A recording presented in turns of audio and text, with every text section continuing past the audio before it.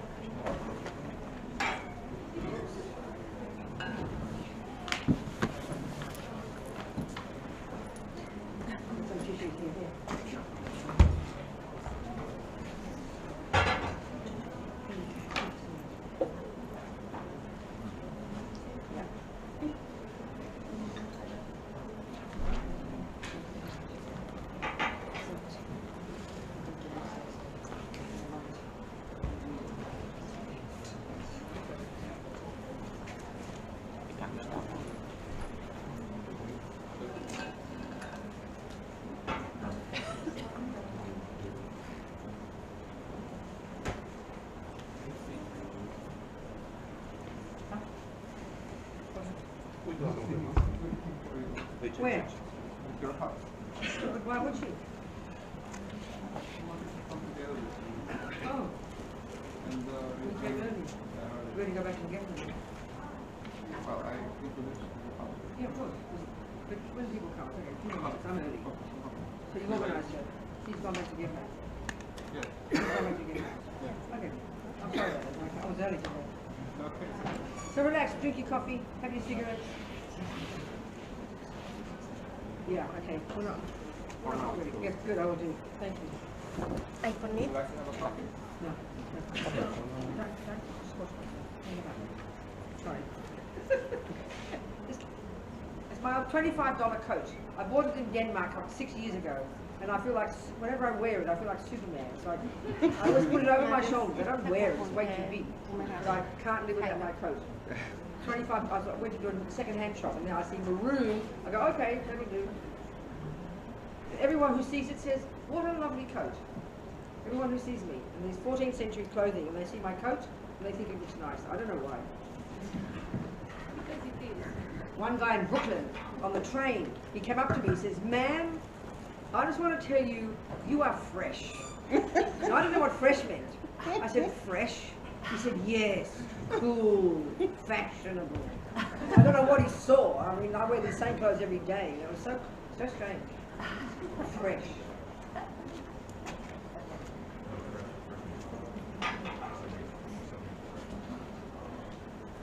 So wait a couple of minutes. Oh, get early, sorry.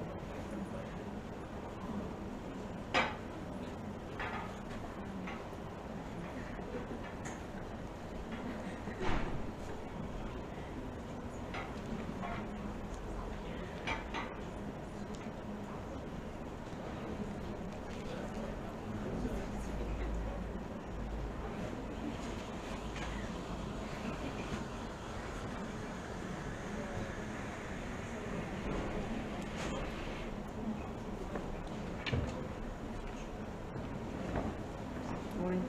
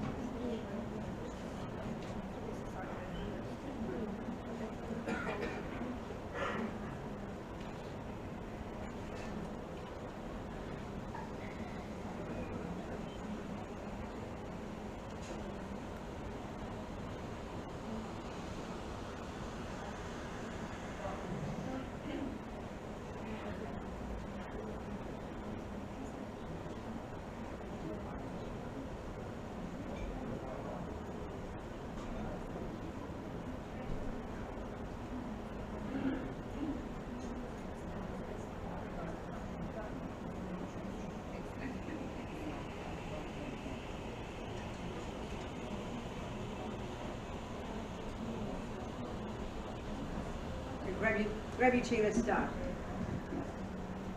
Grab your tea and let's start. Grab your tea. Here. Grab your coffee and come. Leave your cigarettes outside. I'm joking. I used to smoke cigarettes, 80 a day, like my worst. 80 Marlboros. In between marijuana and speed. Okay.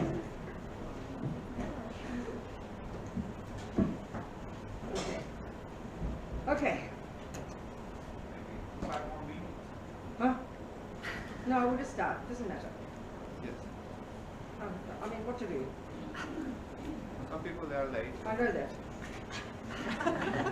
That's fine. They can be late. Sure. But I'm going to start. Otherwise, it's stupid me sitting here looking like an idiot. I'm going to walk off and go upstairs and wait 10 minutes. I'm not supposed to start.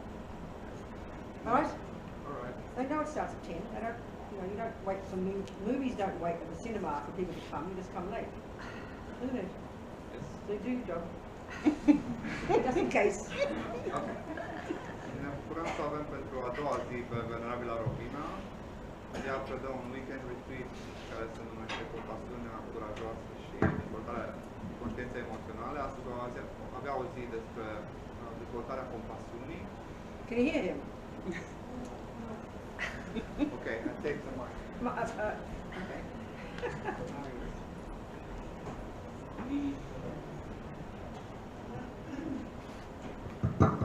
There we go. Was anybody here today who's not here yesterday? Okay, for their sake. Venerabila Robina vine pentru a doua oară la Cluj și ea este un touring teacher în organizația FPMT, organizație condusă de Lama Zopa Rinpoche. Asta înseamnă că Venerabila Robina călătorește peste tot în lume, vizitând centre budiste și poate să ajungă odată la 2 ani la invitația noastră să ne viziteze. Venerabila Robina s-a călugărit în Dharamsala în 1978 și de atunci lucrează pentru organizația FPMT. A organizat multe proiecte, sprijinind prizonieri și multe alte inițiative caritabile, pe lângă faptul că predă budism. Îi mulțumim mult Venerabile Robina și vă mulțumim și vouă că ați venit. Astăzi vom sta de la 10 dimineața până la 6 seara cu pauze. Vom avea o pauză de prânz, unde vă invităm să rămâneți aici, să luăm prânzul împreună. Dacă ați adus mâncare, foarte bine, putem împărți mâncarea sau găsiți ceva de mâncare aici. Ea insistă să luăm prânzul împreună ca să putem să ne conectăm și să discutăm împreună despre Dharma și învățăturile pe care ne bucurăm atât de mult că ni le va preda. Mulțumim mult. Thank you so much. Okay, good, pleasure. Let's go. Okay. Well, I'll sing one little prayer first, but it has meaning, you know. If it doesn't have meaning, it's very strange, isn't it? So the first 2 lines of this little prayer I'll sing in Tibetan.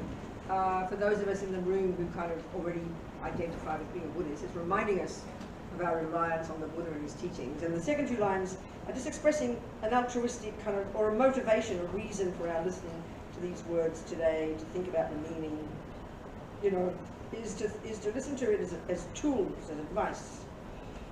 That's important.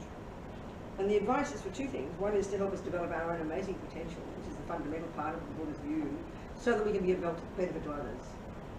To develop 2 wings of the bird, wisdom and compassion. It's a nice analogy.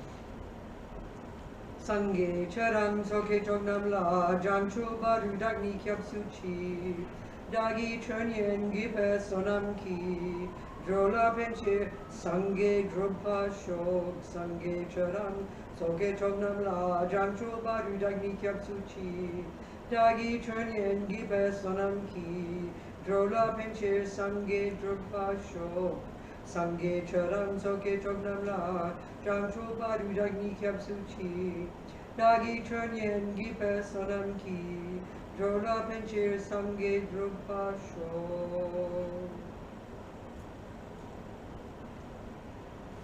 So basically we talked yesterday with the wisdom wing mostly, meaning kind of looking at the nuts and bolts of the Buddha's view about the universe, Buddha's view about the mind in particular. That's really central to Buddhism, you know. Buddha's view about the mind, what it is, how it functions, and crucially, its potential. So the bottom line is the Buddha is this person, as I mentioned, you know, 2,500 years ago in India, coming out of this amazing tradition before him, these Hindu philosophers, practitioners, yogis, scholars, like I always say, about whom we know nothing in our modern Judeo-Christian culture. You know, we track back to the Greeks and admire them, but these Indians have been around for many thousands of years and they're extraordinary views, actually. So the Buddha came out of that tradition and then diverged in his own direction in relation, in particular, like we said yesterday, in relation to his own findings, his own experiential findings about the way things exist, about the nature of self in particular. So, as I said, the mind really is Buddha's expertise. I mean, you might not agree with Buddha's view of the mind.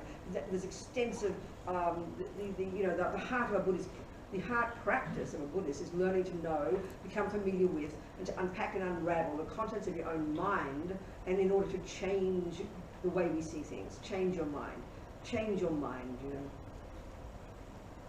So, as I said yesterday, the essential practice in Buddhism is this job of lessening your own neuroses, your own fears, anger, depression, anxiety, jealousy, and growing your clarity, your kindness, the positive qualities. In what it sounds very simple in one sense, you know, and intellectually it is simple, the idea of it.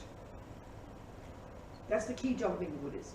So to do that job, as I said yesterday, you don't need to look into the details of what the Buddha says the mind is. Like we talked yesterday, Buddha would not agree that it's the brain itself. The brain has a role, but it's interdependently functioning with consciousness, with the mind. For the Buddha, your consciousness of your mind is not physical. That's a very radical concept for us, you know, for the scientific world. But then again, the bigger picture, as we began to talk yesterday, the bigger picture in the Buddhist philosophical view is that our consciousness is not the handiwork of a creator, nor are we the handiwork of our parents, and so the implication of that is, where did our mind come from? Where did we come from? So Buddha would assert a continuity of consciousness that goes back and back and back, and when we die, that goes forward, forward. That's the whole concept of reincarnation, isn't it? That's a fundamental part of the Buddhist view, the big picture, the big world view of Buddhism.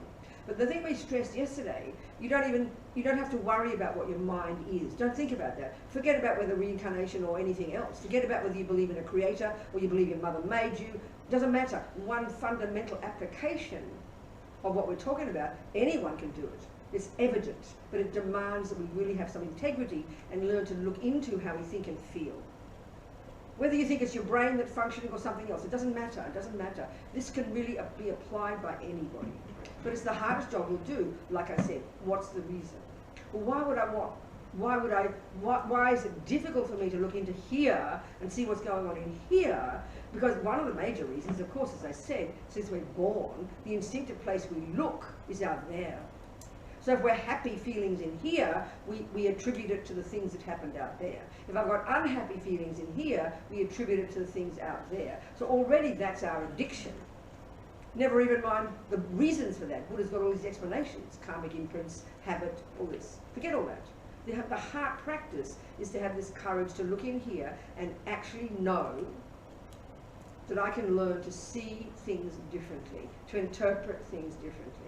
So why would I need to do that? Well, this is the essence of the Buddhist approach. If we look into our mind, we can divide the contents really into two simple categories.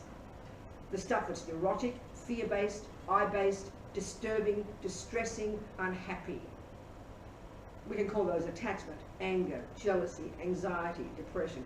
Really simple words. You know, we don't use such simple words any longer, almost in modern psychology. We have all these fancy terms, you know. And if we're brave enough, we will notice that they're very distressing. But that sounds so simple, and it's fairly evident, but we don't admit that, because we think, yeah, I'm distressed, yes, I'm jealous, yes, I'm angry, yes, I'm fearful, but it's its fault, her fault, his fault, their fault. We always keep looking at the outside. Now, there's nothing wrong with that. The outside plays a role, but the Buddha's simple point, and we can prove this ourselves, which is the point I'm making here. But I can learn to see things differently. But this is extremely hard.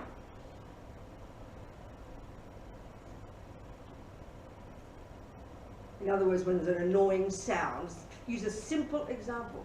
A sound that's loud, and you immediately get upset. Oh, that loud traffic. Well, when you analyse that view, oh, it's loud traffic, and you feel distressed. It's true, it is loud traffic. So when you notice the distress, you think it's the loud traffic. It is loud traffic, but we think, this is the point, we feel hopeless. We feel like a victim. We feel like the loud noise has to stop in order for me to feel better. No, Buddha says, just change your view of the loud noise. I mean, this is so simple, it's embarrassing. Oh, okay, let me think about it. Well, I remember one time I was in Puerto Rico I was there for a couple of weeks, had to teach, and I was and I had a few weeks of what I call my editing retreats. I sit there and I do edit my books, you know, my job, one of my jobs. So I remember it was in a little resort. It was gorgeous, you know, the classic idea of a really lovely holiday. There was the ocean 1 minute away, the sea. There was this nice, you know, pink buildings, resort. Wonderful. I had a nice time editing every day, whatever. So when I heard the ocean, I was at my brother's house before that in Australia, and he lived a half a mile or a kilometre or two from the freeway. And if the wind was blowing a certain way, you could hear the cars on the freeway. Well, I swear to you, the sound of the ocean and the sound of the freeway, if you think about it, were identical. Are you hearing me here? It was just this kind of whooshing sound in the background. Now, if you attribute it to the ocean, you go, oh, isn't that wonderful? If you attribute it to the cars, you go, oh, that's terrible. Are you hearing my point? This is really, I was really shocked when I realized, when I heard my brothers, you know, the kilometers, I mean the freeway, it was exactly the same sound in the distance. But we attribute it to something, so because we say it's ugly, we get unhappy. But just call it the ocean. I mean, people have those machines, what do they call them? White noise? Do you know those machines? I can't believe people can sleep with those, because the traffic is outside, so you put another machine on with this whooshy sound, and you're supposed to attribute it to some kind of like pleasant thing, to something you feel better. I mean, are we communicating here?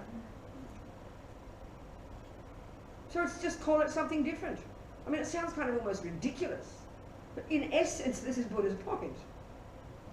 That's why that extreme example I used yesterday about that woman in prison, on death row, completely innocent of killing 2 policemen, she and her husband accused, you know, these hippies, accused of killing 2 policemen. They're on death row. She loses her children. The husband gets executed. Can you imagine the nightmare?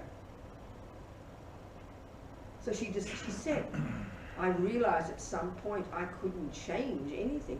I can't make that noise go away. I can't get them to see that I'm honest, that I didn't kill anybody, that I'm innocent. She couldn't change anything, but they can't take my mind from me. So she said, it was so dramatic. So I decided, I'm not a prisoner, I'm a monk. I decided I'm not in a cell, I'm in a cave. I mean, that sounds kind of romantic and cute, you know. I sound like she's living in a fantasy world, changing reality. But no, she realized there was nothing she could do. That freeway's going to keep driving. So you've got 2 choices. You go nuts, or you reinterpret it. You see it differently. So to even hear this, it sounds kind of simple, it sounds kind of cute, but we don't really hear the profundity of it. And the reason, from the Buddhist perspective, like we talked yesterday, when we start to look into the way the Buddhist talks about the mind, that all this emotional stuff we have, emotions, you know, strong emotions, that's the tip of the iceberg of what is going on in our mind, as we talked yesterday, you know. If we start to develop this skill to step out of our head using this concentration meditation technique that we discussed yesterday, one of these key techniques in Buddhism, you begin to develop the habit to become more conscious of what seems like chaos in our mind. Tibetans point here when they say mind, interestingly. All the thoughts and feelings and emotions and unconscious and subconscious that we normally don't pay attention to. So when we begin to pay attention to it and get beyond the emotional component, which is when the body is involved, get beyond that, you're going to start to hear that this is all just millions of conceptual stories in here. That anger is a conceptual story. It's an opinion about the loud noise. It's an I mean, it seems reasonable to think that if you're on death row, your husband's executed, that you, as we say, you're allowed to be angry. Yep, you are. But look at the pain it's causing. So when we start to realize that all these emotions are informed deeper down inside us, and this is not mystical, by conceptual stories, by viewpoints. The point that Buddha is making essentially is that our mental consciousness, our thoughts, every second, that our mind every day is informed by millions of viewpoints. Everything that comes out of our mouth is the expression of a view in the mind. So just this morning on YouTube I watched a short film about the Hasidic Jews in New York, you know. And then you look at something else, then I look at the football in Australia. We have the Australian rules football. They're all fanatic about that. And my team, Sydney, keeps losing these days, you know. So I watch the football. So in the Hasidic Jews, you see these people with these black hats, and you go, oh, wow, that's a strange culture, because it's not your culture, you know, it's not the Christian culture, it's not the Buddhist culture, it's not secular culture. It's just people, all these men dancing and laughing and going in circles with big hats on, with wiggly bits of hair. You understand? And initially it looks foreign because it's not your culture. And then I looked at the Australian rules football, and they have a shot of the crowd all dancing and yelling and shouting and screaming. I mean, if you didn't know what the Jews were doing, and you didn't know what the football fans in Australia were doing, they both look insane. They both look mad. Do you see what I'm saying? Because you don't know the meaning in the mind. So everything comes from the mind, everything comes from here. But because you're familiar with the Jewish one, or you're familiar with Australian rules football, and when I see these guys running up and down the field, kicking the ball and knocking things over, it looks like insane. So everything is the body and the speech doing something, and in the end it's coming from what's in the mind. So the Buddhist thing is to learn to look in what's into the mind and making it virtuous and useful and practical and beneficial to yourself and others. In one way, that's saying what you're doing as a Buddhist, you know.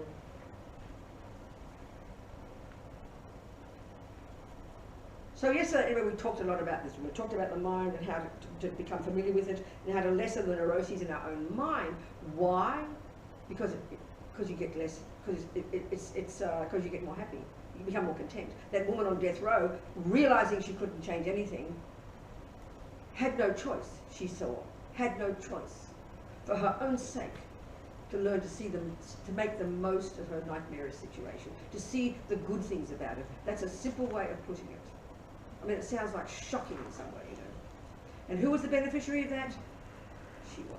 That's the bottom line. So the whole wisdom wing, as we talked yesterday, learning to know your own mind very deeply, and then the bigger picture about karma, it's for your sake.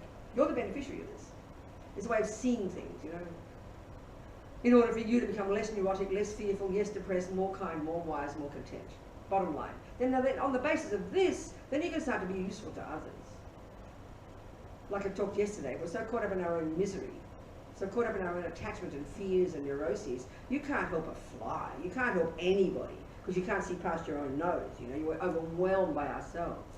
So do some work of your mind, your own self, subdue your own body and speech and mind to some degree, become more content, more fulfilled, more wise, therefore more empathetic. It's evident.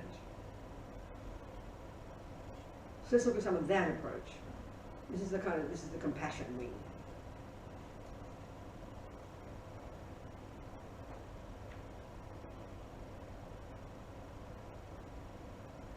So one of the Buddha's idea is, the Buddha's view in this tradition, the Mahayana tradition, the Bodhisattva path, the path of this cultivating compassion to be of benefit to others. These approaches are necessarily more advanced, you know. As the Dalai Lama often says, you know, compassion is the point. Benefiting others is the point. Being useful on this planet, helping others, trying to lessen suffering for others, making ourselves beneficial on this planet is really the point.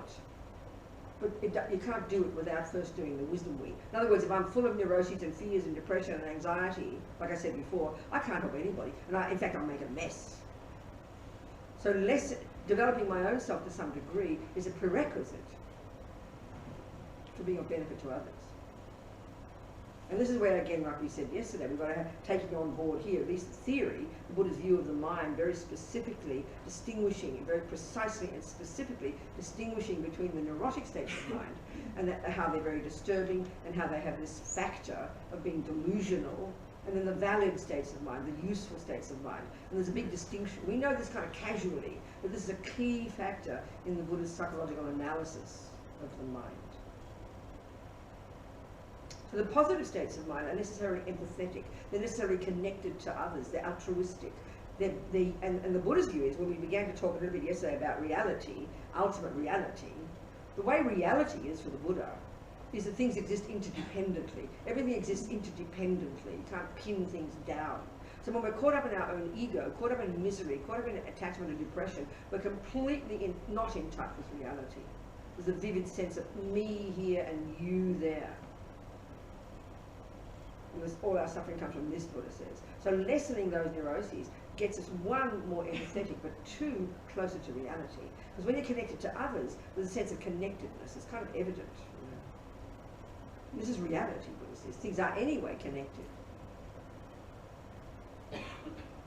So the Buddha's idea is we've got this potential to develop this astonishing levels of empathy and affection for others. But so what are the stumbling blocks for our developing that?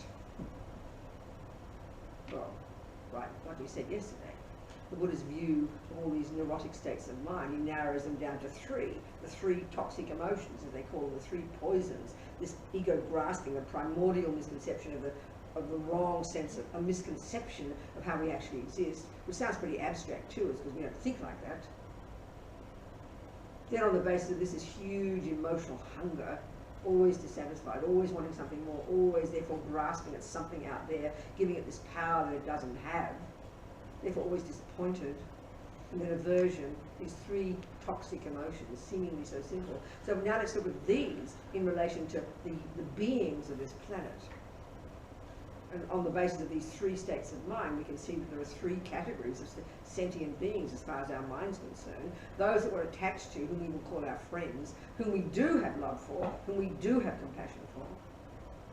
Then there are those who don't do what our attachment wants, so-called enemies. We might use that word. Everybody in this room has people who've been mean to them, unkind to them, the boyfriend who's left you, the boss who's fired you. So we have aversion for them. They're so-called enemies, use that term. Then you have 99.9999% of the rest of the universe who neither harm nor help us. And how do we see them? With total and utter indifference. So what are they called? Strangers.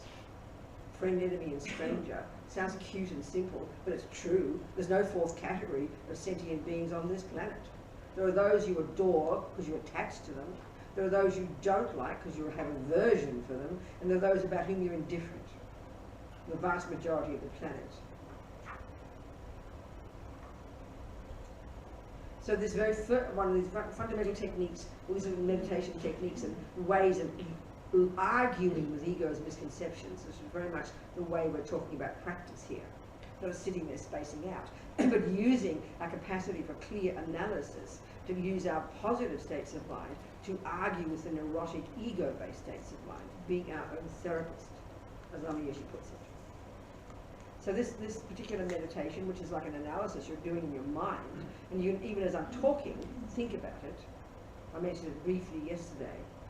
You know, we start, what we're talking, this very first technique, like the foundation of these techniques that you gradually build up in order to develop love and compassion for all beings, not just the friends.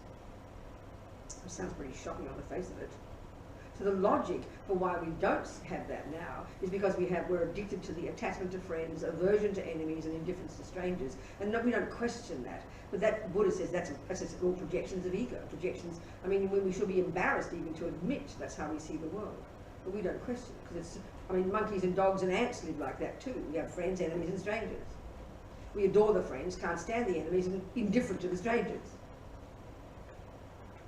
And this very first little contemplation, this very first meditation, is to argue with that and clearly see logically that it has no foundation, no basis in reality.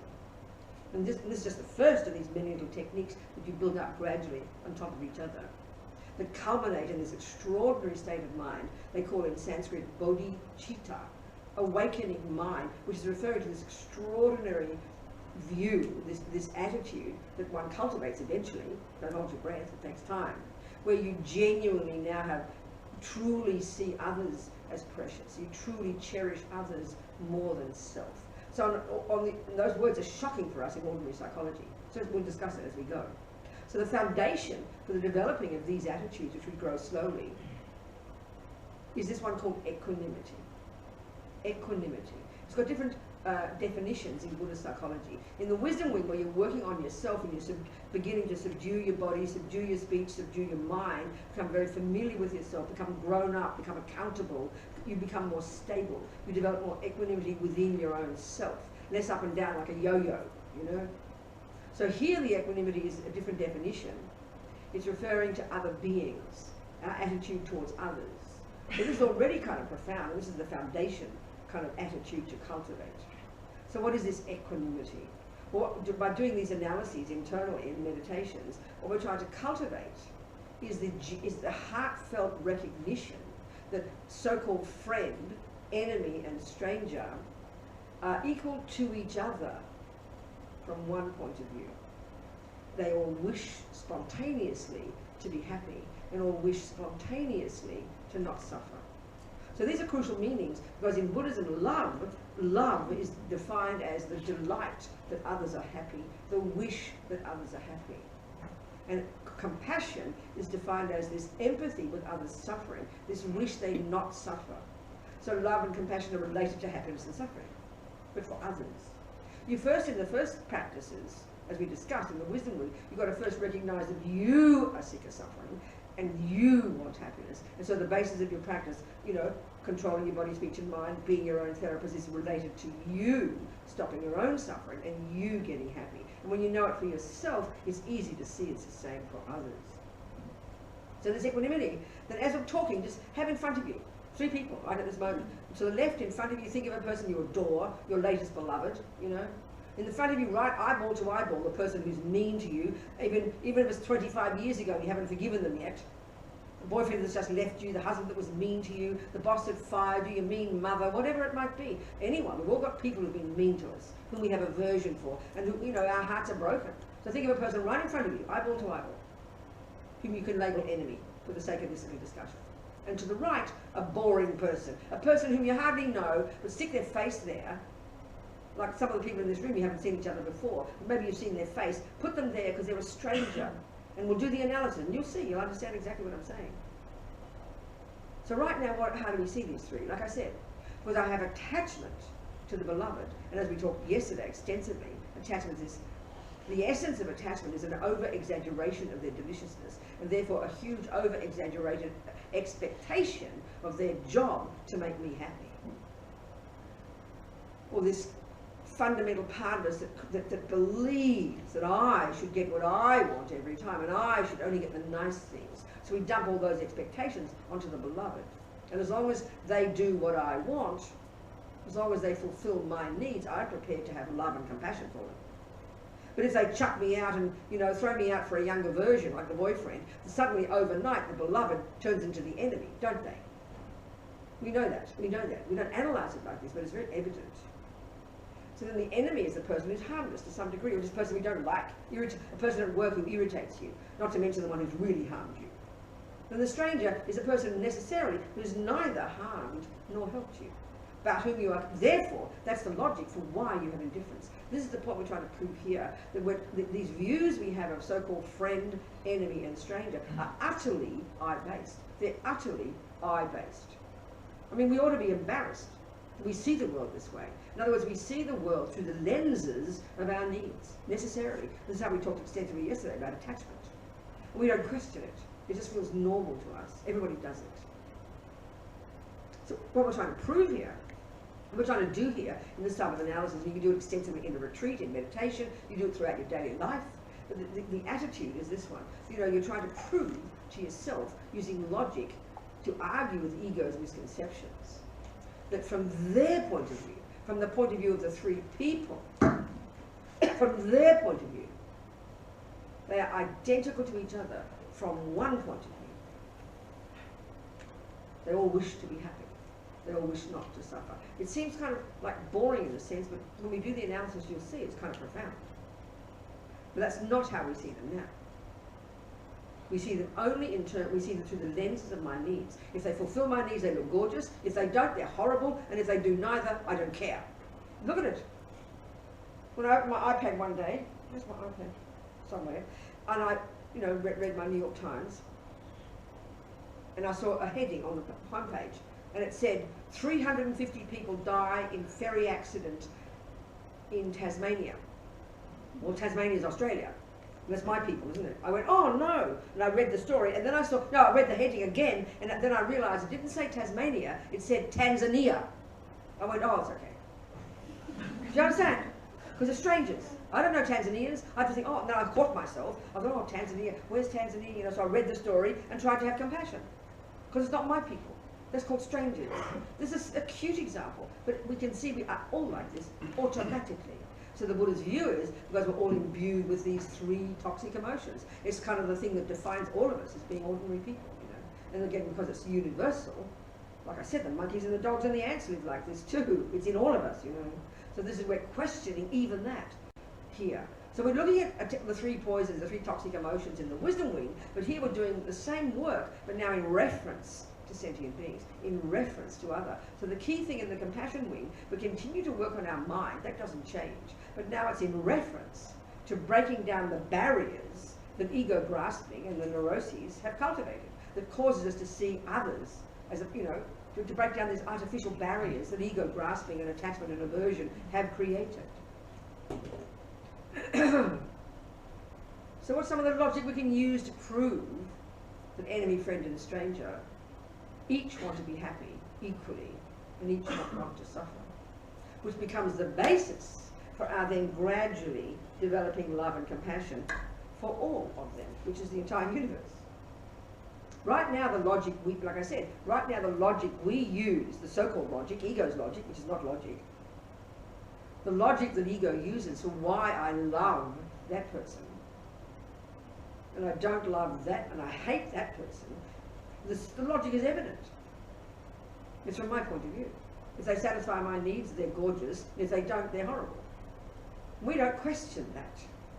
Well, it sounds shocking that you even should question it, because it seems logic, If you hurt me, of course I'm not going to like you. And even our basis of compassion now, look at the world. If you hurt me and my people, I'm going to hurt you. So why? Because I have compassion for my people, but to that extent I have anger for your people. Look at the world, look at wars, look at divorces, look at everybody, look at animals, look at every being. That's how we live our lives, And that's the basis we think it's noble compassion if you harm an enemy, because they're harming your people. But we all know that enemy is friends for someone else. We know this is true, but we don't want to think about it.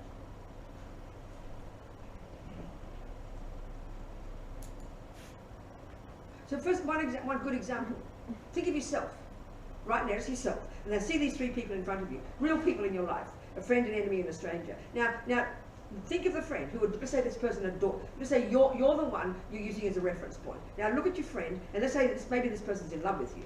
Maybe this person thinks you're gorgeous. You choose a person who you think is gorgeous. Who you think is gorgeous, but turn it the other way around. Now you look at their face and you can see how they're looking at you. They think you're divine. They're smiling. They adore you. They see, what they are seeing when they see you is friend. You look gorgeous to them. Because they have attachment for you. Your friend. And they see you as friend. That's the label they use. That means that they see you as lovely. When they look, and you can see it by looking in their eyes. They're looking at you, especially if they're in love with you. You look like a saint to them. You look like heaven. You look like a goddess, or a god. You look divine. You can see it by looking in their eyes. So your friend. Now look at the person who hates you, whom you left for a younger version, whom you harmed, who really hates you. We have people who don't like us. We know that. The person at work can't stand us. They believe I'm cheating, or they believe I'm arrogant or something. Everybody has somebody who doesn't like them. Look into their eyes. What are they seeing? What's the label they're putting on you? Enemy. They might use that word, but they're not looking at you happy. They're looking at you with daggers. To you, so if you read the description they write of you, and you read the description of the friend of you, you wouldn't recognize the same person. Because they're seeing you through their lenses of attachment and the aversion. Now have a stranger look at you, one person who knows you just enough. They're looking bored. They can't even keep their eyes on you because you're so boring. The strangers look boring. There's no energy in them because you've neither harmed nor helped them. So that's the logic they're using for seeing you as friend, enemy, and stranger. We all get this. Now, the conclusion is, you look at yourself and you've got a headache. So when you look at your friend, and when you look at a stranger, you've got a headache. We've got a headache. How's your headache, Robina? It is terrible. I can't stand the suffering. I just want to be happy. And you're a stranger for that person. They don't notice and they don't care. You want to be happy when you're called a stranger. And then the enemy looks at you, would be happy you've got a headache. You don't want a headache. You're exactly the same. You're exactly the same. You feel identical whether the person sees you as friend or sees you as enemy. You don't want suffering. You can't bear this headache. And then your beloved looks at you. How do you feel? Exactly the same. Your enemy, friend, and stranger, but they're clearly projections put onto you by other people that have no validity. They have no basis in how you are, who you are. You don't think like a friend one minute, then you think I'm an enemy one minute, and you think I'm a stranger the next minute. No, they're projections of other people. But we all do this to each other. So whether you're labelled friend, enemy, or stranger, you feel exactly the same about your headache. You can't stand it, you wish you could be happy, and you wish you could not suffer. So every friend, enemy, and every stranger is the same. We're trying to just use ways of proving to ourselves that these projections of enemy, friend, and stranger have no fundamental basis. It is true. This is the point. This is not denying that the enemy didn't harm you. They did. They did. They left you. They cheated on you. They did fire you unfairly. Fact. They did. No one's arguing with that. The friend is kind to you. You can't argue with that. They adore you. They look after you. They give you medicine. They take care of you when you're sick. They are kind to you, no doubt. And the stranger really does neither. They're not interested in you. It's true. They're the facts. But we use those facts as a basis for therefore deciding I should love you, hate you, or not care about you. And that's the invalid part of it. It's not a valid basis. The basis here is that each of them, from their own point of view, whether they're a psychopath or a saint, and this is hard to hear, in their bones, in their heart, they are equal to each other. They all wish for happiness and don't want suffering. So we're trying to get beyond enemy, friend, stranger here and get to see just among humans. As we all talk, we're trying to see everyone as a human being, beyond their labels, beyond their opinions, beyond their viewpoints. And that's tough. These words are so simple, but this is really hard because we're driven by attachment, aversion, and ignorance. These are what drive us, drive all our opinions, drive all our viewpoints, and we don't question it because the universe does it. So this is not that easy. So we're trying to do this to change the way we see people in order to begin to grow this genuine wish that they be happy, this genuine wish they not suffer, which is the meaning of love and compassion. So right now we can see we have compassion. It is easy to have compassion for some people, for our beloveds, but also in general in the world, it's fairly easy to have compassion, what we call an innocent victim, which usually is children and animals. We love to have compassion for them. But you look at the reason, because they seem innocent. They look like they don't deserve suffering. So like we talked yesterday, this is a very powerful concept in our mind, which we do not question. Everything for us is contingent on deserve. It's very heavy, you know. That's why you adore your friend and love them, because they deserve your love, because they're kind to you. That's why we should be really questioning that assumption of attachment. It's quite self-centered. It's quite shocking. Because the person is kind to you, they deserve your kindness. But the enemy who left you for a younger version, who you think doesn't deserve your love. Why? Because they harm you. But that person is really kind to lots of other people. You don't care, because they're not kind to you. So we ought to be mortified by this. We should be shocked by this. We don't question. And this is what we're trying to do here. Look at all the self-centered, naturally self-centered, I-based assumptions that drive most of what we think and do and say every day. And then the strangers. I mean, the Tanzanians. Those Tanzanians are real human beings, just like Tasmanians. Because Tasmanians are my people. Straight away a feeling of affection, straight away a feeling of empathy, a feeling of closeness, because they're labelled Australians, and I'm Australian. We all understand this automatically. And this is really, this idea of, it's like these people, my people, not my people, It's profound. Everybody's driven this way. All the ants and dogs and monkeys, like I said, all sentient beings are driven by these three toxic emotions. Therefore divide the universe into friends, enemies, and strangers. And there's no fourth category. Look at the world.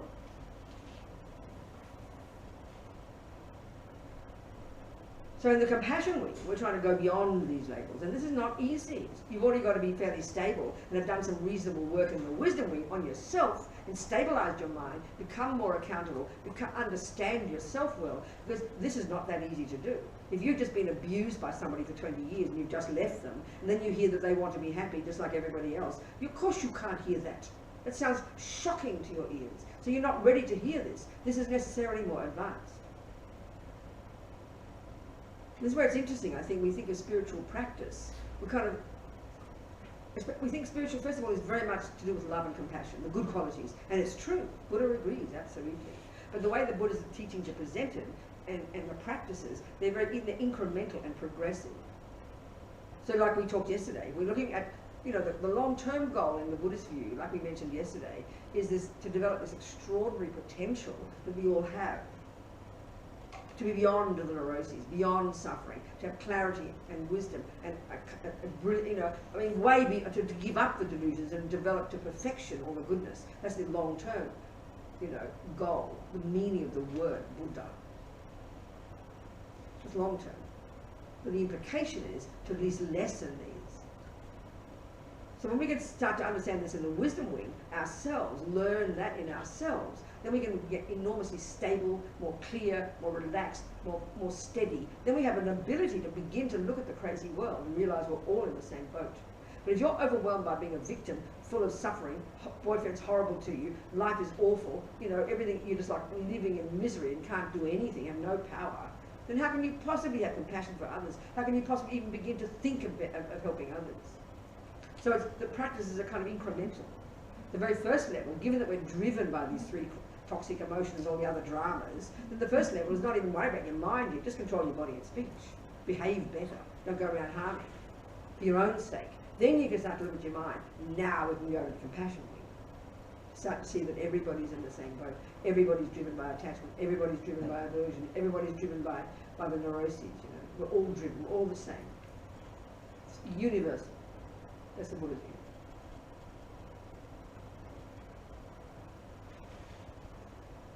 So we tend to think religion's all the same, it's all about compassion, and also we give it, it's all equal. But the Buddha teaches incremental. You've got to know what you're capable of. That's why in one day, let's say you're really with a person you just can't stand. You can't stand them. So your practice won't be to start having compassion for them. That's too advanced. You at least shut your mouth. Don't abuse them. Another time you're with someone else and you see yourself getting annoyed in your mind, maybe you practice high school and it's like junior schoolers control your body and speech. High schoolers control your mind. Universities be a benefit to others. When we understand this, we will know what tools we can use every day according to the situation, the time, the place, what we can do, what we can handle. So if you really got a big problem, with certain people, you keep out of their way. You control your body and speech. You don't harm them, you don't shout and yell. You're slightly more advanced, if you can see your mind, you control your thoughts. Most advanced, you can be a benefit. You don't think of it like this, I think. This is very important to understand. The practice are incremental, progressive, according to your capacity. Which again implies you're going to be very familiar with yourself, like we talked yesterday.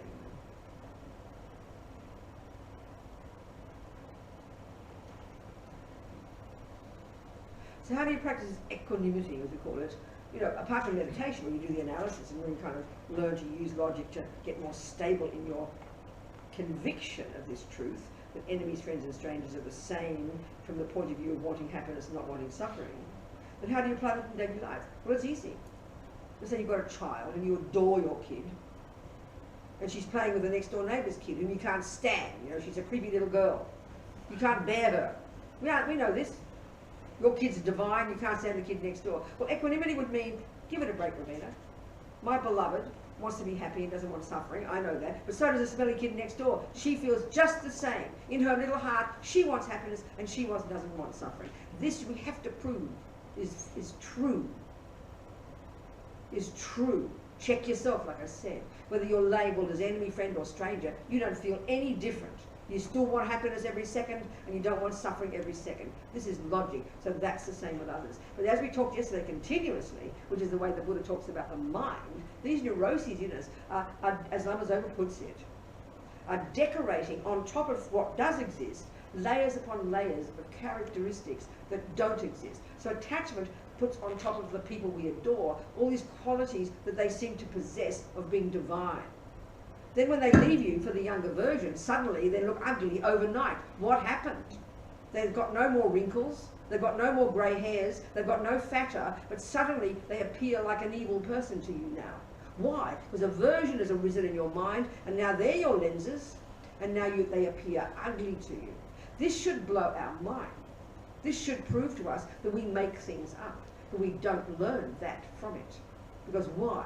Because these are such habitual states of mind that we believe in the story our mind paints.